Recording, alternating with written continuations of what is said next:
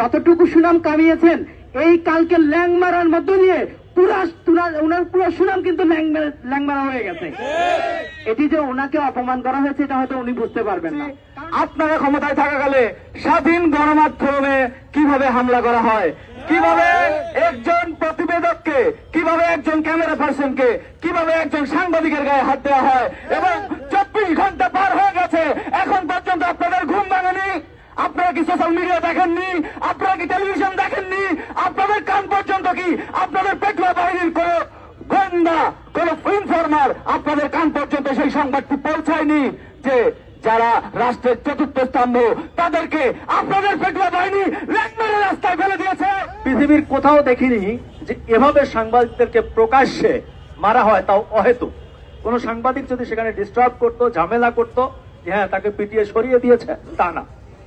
কালকের কর্মকাণ্ড দেখে, পুলিশের কর্মকাণ্ড দেখে মনে হয়েছে যে তারা স্পেশালি কোনো কিছু হাইড করার জন্য এটা করছে। এবং এই পুলিশদের কাছে আমরা জানতে চাই যে তোমরা কি হাইড করার জন্য সাংবাদিকদের মুখ বন্ধ করতে চাও, তোমরা কি লুকাতে চাও জাতির কাছে, সেটা আমাদের কাছে স্পষ্ট করো, ক্লিয়ার করো। সাংবাদিকদেরকে এভাবে ফেল না ভাবলে চলবে না।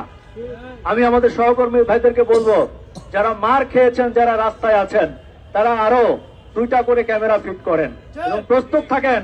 এভাবে মার খেয়ে আমাদের পড়ে থাকলে চলবে না, আমাদের প্রতিবাদ করে বেঁচে থাকতে হবে। তবে আমি দেখেছি ইতিপূর্বে সাংবাদিকদের উপর যত হামলা হয়েছে বিচার হয়নি। বিচারহীনতার একটা চরম খারাপ পর্যায়ে আমরা আছি। আর তাই তো আমি মাঝে মাঝে আফসোস করে বলি যে এই দেশে কোনোদিন ভালো সাংবাদিক পয়দা হবে না। যে জাতি, যে দেশ গুণের কদর করতে জানে না, প্রফেশনালিজমকে সম্মান করতে জানে না, সেখানে ভালো মানুষ, ভালো সাংবাদিক জন্ম হয় না। মানে শেষ মুহূর্তে, শেষ ভালো তার যার সব ভালো তার বলা হয়, শেষ মুহূর্তে তিনি তার যে যতটুকু সুনাম কামিয়েছেন এই কালকে ল্যাং মারার মধ্য দিয়ে ওনার পুরো সুনাম কিন্তু ল্যাং মারা হয়ে গেছে। এটি যে ওনাকে অপমান করা হয়েছে এটা হয়তো উনি বুঝতে পারবেন না। কারণ এখন উনি চলেন হচ্ছে, এখন ওনার অনেক আশপাশে অনেক মিডিয়া আছে, ওনাকে রাষ্ট্রীয় সংবাদ মাধ্যম কাভার করে, আমরা কাভার না করলে চলবে না। কিন্তু উনি ভুলে যাবেন না আপনি যে আর মাত্র 5 দিন পরে আপনাকে সাধারণ মানুষের কাতারে আসতে হবে, এই মিডিয়াগুলোর, এই ক্যামেরাগুলোর সামনে আপনাকে দাঁড়াইতে হবে। মাননীয় তথ্য উপদেষ্টা, আপনি দেশের একজন পরিচিত নাগরিক অধিকার কর্মী। মাননীয় তথ্য উপদেষ্টা, আপনি একজন নাগরিক অধিকার কর্মী।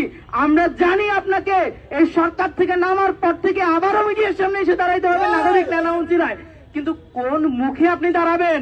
এই 24 ঘন্টা চলে গেল, আমার সাংবাদিক সহকর্মীদের উপর হামলা হলো, আপনি কোন পদক্ষেপ নিয়েছেন?